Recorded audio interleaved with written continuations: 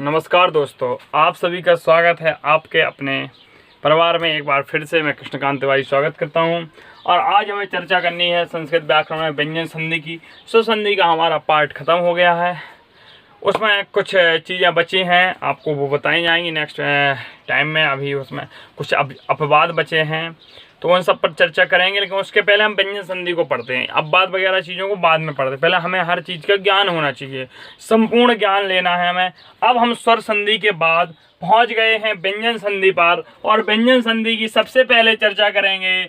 इसको हल संधि भी कहते हैं, हल संधि भी कहते हैं। हल संधि क्यों कहते हैं? क्योंकि व्यंजनों को प्रत्याहार में संक्षेप में हल कहा जाता है, इसलिए इसे क्या कहते हैं? हल संधि भी कहते हैं। जिस प्रकार से 8 भेद स्वर संधि के पढ़े, उसी प्रकार से इनके भी हमें भेद नियम पढ़ने हैं। हमारी पहली संधि है इष्टुत्व संधि। इष्टुत्व संधि, ठीक है, ये हमारी संधि है व्यंजन संधि में। अब पहली संधि हमारी है इष्टुत्व संधि। देखो, यहाँ आपको व्यंजन संधि अभी तक कठिन लगी होगी, लेकिन जिस प्रकार से स्वर संधियों को हमने ऐसे चुटकियों में हिलाया है, बिल्कुल हटा दिया है, उनका डर खत्म कर दिया है, विश्वास रखो मित्रों, व्यंजन संधि भी आपको उसी प्रकार से समझ में आएगी। और पहले तो हम व्यंजन संधि समझ लेते हैं कैसे बनेगी। व्यंजन संधि क्या बनेगी? या तो व्यंजन योग स्वर हो जाए, या व्यंजन योग व्यंजन हो जाए, या व्यंजन योग व्यंजन हो जाए, या स्वर योग व्यंजन हो जाए। तब क्या होगी? तीनों ही कंडीशन में हमारी बनेगी व्यंजन संधि। तो ये तो हमारे व्यंजन संधि कैसे बनती है हमने आपको बता दिया। ये पहली ही क्लास में जब संधियों का सामान्य परिचय पढ़ाया था तब पढ़ाया था। स्वर संधियों का आप रिपीटेशन कर लीजिए। हमने दीर्घ संधि पढ़ाई। यदि सबको स्वर संधि आती हैं, और जो मेरे भाई बहन प्रतिदिन देखते हैं, और यदि मेरी मेहनत उन्हें अच्छी लगी है और वास्तविकता में वो कुछ सीख रहे हैं, तो सभी भाई बहन और मित्र मेरे आज सभी संधियों के रूप, सभी संधियों के सूत्रों को कमेंट बॉक्स में जरूर लिखेंगे, जरूर लिखेंगे। सभी लोग स्वर संधि के 8 स्वर संधियों के सूत्रों को कमेंट बॉक्स में जरूर लिखें। ये चीज़ दर्शाएगी, और आपको बिना देखे लिखना है, या पहले याद कर लेना फिर लिखना, क्योंकि यदि आप एक बार कमेंट बॉक्स में लिख दोगे तो आपको गारंटी है लाइफ टाइम तक सूत्र नहीं भूलेंगे। अब हम बात करते हैं इष्टुत्व संधि की। इसका सूत्र होता है स्तुनाश्चु। इसका सूत्र होता है स्तुनाश्चु।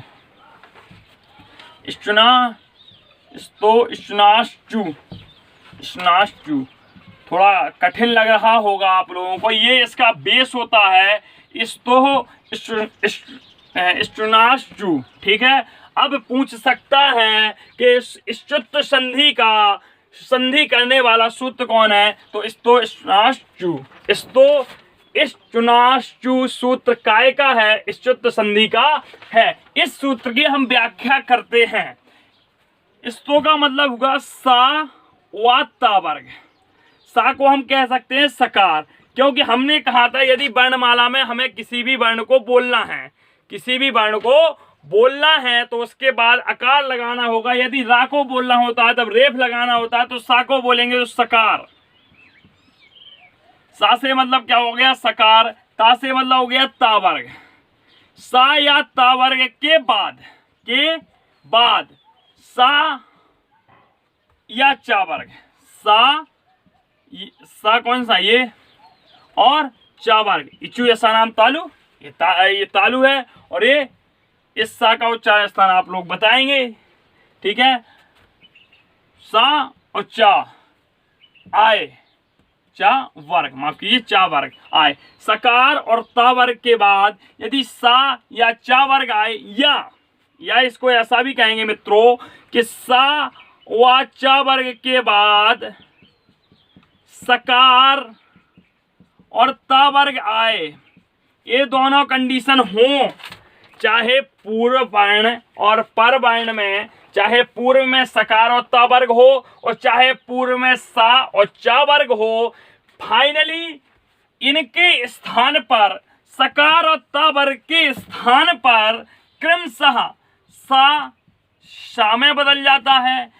ता वर्ग पूरा वो ता वर्ग काय में बदलेगा हमारा मित्रों, चा वर्ग में बदलेगा, क्योंकि लिखा है स्तो स्नाश्चु स्नाश्चु, स्तो और स्नाश्चु मिलके स्चु बन जाते हैं। मतलब सा और ता वर्ग के बाद यदि शा और चा वर्ग के वर्ण आते हैं तो वह सा और चा वर्ग में क्रमशः बदल जाते हैं। इतना हमारा हो गया, ठीक है।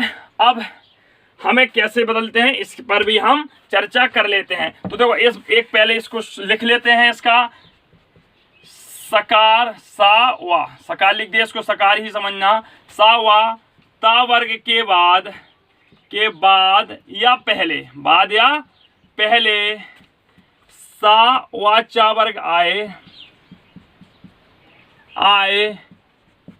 तो वह सा वा चा वर्ग में क्रमशः बदल जाते हैं। ये हमारा है। अब कैसे बदलते हैं ये भी हम आप सबको बताते हैं। देखो कुछ नहीं करना है, जो यहाँ स्थानीय वर्ण होता है, जो हमारा स्थानीय वर्ण होता है वो सा होता है। स्थानीय वर्ण जो होते हैं हम देखो यहाँ बता देते हैं आप लोगों को। स्थानीय वर्ण इसमें क्या होता है, सा सकार व ता वर्ग जो है ये स्थानीय वर्ण होते हैं और इनके स्थान पर जो वर्ण बनेगा, किसी भी शब्द के स्थान पर जो वर्ण आता है वो आदेश वर्ण होता है। तो सा का आदेश हो जाएगा, आदेश वर्ण होते हैं सकार व चा वर्ग, ये हमारे आदेश वर्ण होते हैं। इतनी बात हमारे सभी मित्रों को समझ में आ गई होगी, सभी प्रिय भाइयों को समझ में आ गई होगी। अब देखो बदलते कैसे हैं इस पर भी चर्चा करते हैं। सा बदलेगा सा में। अब देखो पहले तो ता वर्ग लिख लो, ता था दा धा ना। देखो ता तकली हो गई तुम्हारी, ता थर्मस हो गया, दा हो गया, धा हो गया और ना हो गया। तो ता तकली कहाँ बदलेगी, चा में, छा में, जा में और झा में और या में क्रमशः। यदि पूर्व या वर्ण में था है तो वो छा में बदल जाएगा, यदि ना है तो वो या में वर्ण, पूर्व में हो या पर में हो, इससे हमें कुछ भी नहीं करना। बस या पूर्व और पर तो आप समझते होंगे, जैसे ये प्लस का निशान लगा, यहाँ के वर्ण पूर्व वर्ण कहे जाते हैं, यहाँ के पर वर्ण कहे जाते हैं। तो चाहे सा व ता वर्ग पूर्व में हो या पर में हो, आदेश तो सकार व चा वर्ग ही होना है। अभी मित्रों आप लोगों को मुझे पता है कहीं कन्फ्यूजन हो रहा होगा, तो कन्फ्यूजन दूर करने के लिए रामबाण औषधि अपने एग्जाम्पल आ गए, और जिनका अपन पोस्टमार्टम करेंगे और जिनका पोस्टमार्टम कर लिया अपन ने एक बार, फिर तो भूलने वाले हैं नहीं। तो देखते हैं किसका होना है सबसे पहले। देखो अब देखते हैं, पहला ही इसमें होता सत धन चित। लो साहब, सत धन चित। देखो अब ये हो गया। हमने क्या कहा था, सकार व ता वर्ग के बाद, सकार व ता वर्ग के बाद सा व चा वर्ग का कोई भी अक्षर आ जाए, तो यहाँ देखो मित्रों, बड़े गौर से देखो, यहाँ ये ता वर्ग का पहला ही अक्षर ता रखा है और इसके बाद चा वर्ग का पहला ही अक्षर चा रखा है। तो ये जो ता है ये हमारे चा में बदल जाएगा, तो ये संधि हमारी हो जाएगी, चा में बदलेगा सच धन चित। और चूंकि ये आधा है तो जब ये संयुक्त होंगे, संधि युक्त पद लिखेंगे हम मित्रों, तब हम क्या करेंगे, इस सा को ऐसे लिख लेंगे, इस मात्रा को आगे लाएंगे, एस चा को एस सच्चित। तो ये होगी हमारी सच्चित संधि। इस समय कौन सी संधि है तो हम बताएंगे, इष्टुत्व संधि है। कैसे पहचानोगे, क्योंकि यहाँ चा आया और चा कहाँ होता है, स्तनाश्चु से हुआ। कैसे हुआ, यहाँ दो वर्ण इकट्ठे दिख गए आपको, नहीं, स्तनाश्चु से। जब भी आप संधि विच्छेद करोगे तो दो पदों में होंगे और दोनों पदों का कुछ ना कुछ अर्थ निकलता ही है। अब आगे देखते हैं, अपन को लिखा हर्ष धन सेते, हर्ष धन सेते, लो साहब हर्ष धन सेते ये लिखा मित्रों। इसमें हमें क्या करना है, सकार को देखो सा आ गया, सा के बाद सा आया तो ये सा काय में बदल जाएगा, इस सा में बदल जाएगा, तो ये जाएगा हर्ष धन सेते। अब चूंकि ये सा हमें आधा लिखना है तो कैसे बदल जाएगा, हर्ष सेते, हर्ष आधा है ही क्योंकि हलंत लगी है तो हर्ष सेते ऐसा लिख देंगे। ये हमारा हो गया संधि। अब देखो अगला देख लेते हैं कस धनचित। अगला देखते हैं, पहले इन्हें साफ कर देते हैं, कुछ देखते हैं और एग्जाम्पल के माध्यम से मित्रों समझते हैं। और जहां आपको समझ में ना आए वहां आप कमेंट बॉक्स में डालिए सर समझ में नहीं आई, हमारी गारंटी दोबारा समझाने की। देखो और देखते हैं, एक आधा एग्जाम्पल देखते हैं जो उल्टा चले। ठीक है चलो, रामस धन चिनोती, रामस धन चिनोती, देखो इसमें क्या करना है मित्रों, देखो जी विसर्ग संधि आते हैं, ये इसके कुछ एग्जाम्पल होते हैं, यहीं से कोई ना कोई एक दो एग्जाम्पल आए। देखिए ये आती जरूर है, 1 नंबर की टेट में जरूर ही पूछी जाती है। व्यंजन संधि से एक प्रश्न हर साल बनता है।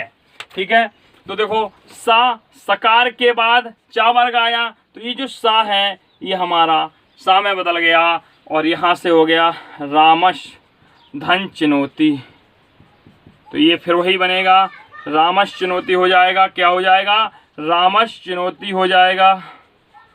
लो साहब ये हो गया, रामस चिनोती हमारा शब्द बन गया। अगला एग्जाम्पल देखते हैं, हम देखते हैं बृहद धन झरा, बृहद धन झरा, बृहद धन झरा, बृहद धन, इन सब के आपको हम ट्रिक बता देंगे बहुत इजीली। अब देखो ट्रिक ही है, पहली बात तो इतना देख लो, जब भी एग्जाम में क्वेश्चन आता है तो हमारा यहाँ हमें ऑप्शन में पूछा जाता है, ऐसा दे दिया जाएगा क्वेश्चन, रामस चिनोती का संधि विच्छेद क्या होगा। तो हमें यदि सूत्र आता है, स्तुनाश्चु होता है, आज अपन स्तुत संधि पढ़ रहे हैं, इसके बाद सुट्ट संधि पढ़नी है, तोड़ संधि पढ़नी है, अनुसार संधि पढ़नी है, काफी अपन को संधि पढ़नी है। तो देखो इनके अपने अपने सूत्र होते हैं। हमने आपको पहले ही कहा यदि आपको सूत्र आ गया, सूत्र समझ में आ गया तो इनका संधि विच्छेद बहुत इजीली आप लोग कर लेंगे। जब प्रश्नों की श्रृंखला लेके आएंगे मित्रों तब आप सभी लोग बड़े आराम से टिक करेंगे। बस आप एक बार सीखो, इसे कठिन नहीं समझना कि ये कठिन है। अब देखो अगला एग्जाम्पल हम देखते हैं, बृहद धन झरा हमने लिख ही लिया है। अब इसमें देखो क्या हमें अपने पॉइंट फॉलो करने हैं। दा का क्या बनना है, जा बनना है, क्यों, झा आ गया, क्या आ गया, झा। देखो याद रखो आया ये अक्षर है, जो बाद में आया उससे कोई मतलब नहीं, पूर्व वर्ण से ही मतलब नहीं। जो सा और ता वर्ग का कोई भी अक्षर आएगा उसी का सामने वाला बदल देगा। बदलना किसके अनुसार है, सा और ता वर्ग के अनुसार। किसके अनुसार बदलना है मित्रों, सा और ता वर्ग के अनुसार ही बदलना है। तो यहाँ आया है दा, तो दा किस में बदलेगा, जा में। भली यहाँ झा है, कुछ नहीं होगा। आप सोचो झा के अनुसार जा हो जाए, नहीं, क्या हो जाएगा, जा होगा। तो हमारा बनेगा बृहज धन झरा, ये हो गई हमारी संधि। तो क्या हो गया, ब्रज झरा हो गया, क्या हो गया, ब्रज। लो साहब ये अपना संधि विच्छेद हो गया। अगला देखो, अगला एग्जाम्पल देखते हैं, उदधन ज्वला हो गया। अगला देखो उज्ज्वल की देख लो, रामस चिनोती हो गए। चलो उदधन ज्वला देखो मित्रों, उदधन ज्वला। देखो इसमें क्या करोगे, दाया, दा के बाद जा आ गया, कोई दिक्कत नहीं, वो तो जा में बदल नहीं था, जा हो गया। कैसा होगा, आधा होगा, तो यहाँ से क्या बच गया, ओज धन ज्वला। और चूंकि ये आधा है और जब इसको सही लिखेंगे तो ऐसा हो जाएगा उज्ज्वला। कैसा हो गया, उज्ज्वला। अब अगला देखो याच धन ना। देखो लो, हमने कहा था पूर्व वर्ण या परवर्ण में आ गया, लो उल्टा हो गया, याच धन ना। हमने क्या कहा था, जो सकार है वो पूर्व वर्ण में, वो पहले आया या बाद में आया, बदलना उसे किसमें है, इसमें ही बदलना है। और यहाँ हमारा पर वर्ण में आ गया, कोई दिक्कत नहीं, ये तो सिर्फ कंडीशन है, ये तो सिर्फ कंडीशन है कि सकार होना चाहिए मित्रों। यहाँ हमारा चा बदलेगा काहे में, ये हमें सोचना है। ये चा है लेकिन है, देखो चा आया दूसरी कंडीशन देने के लिए और ना आया पहली कंडीशन, लेकिन बदलता तो हमारा इसी के अनुसार है, ये पूर्व वर्ण हो। और चूंकि ना बदलेगा यहाँ में तो ये क्या हो जाएगा, ये हो क्या जाएगा, याच धन या, याच धन या। तो ये क्या बन जाएगा, याच धन या। ठीक है, क्या बदलेगा, या। ठीक है, तो ये हो गया याच्या जो साहब, ये अपना हो गया।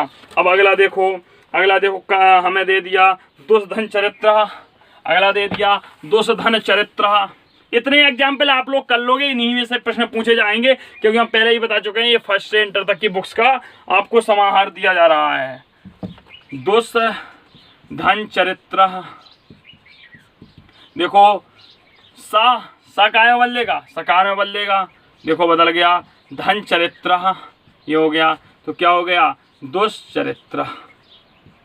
ले साहब, ये हमारी संधि हो गई। तो ये इष्टुत्व संधि थी, आज हमने इसकी पढ़ी। आप कुछ एग्जाम्पल करके आएंगे, जैसे उच्चारणम, उच्चारणम। देखो अब इसमें आप लोग सोच रहे हो कैसे संधि विच्छेद करेंगे, तो यहाँ हम देखते हैं कि हमारे पास स्तनाश्चु में से दो में से कोई भी वर्ण आना चाहिए। तो देखो इसका हम उल्टा एक आपको बता दे रहे हैं। तो देखो हम यहाँ देख रहे हैं शायद यहीं से टूटेगा, और ये जो चा है ये निश्चित है किसके स्थान पे आया होगा, ता के। तो क्या हम इसको ऐसा लिख सकते हैं, उत धन चारणम।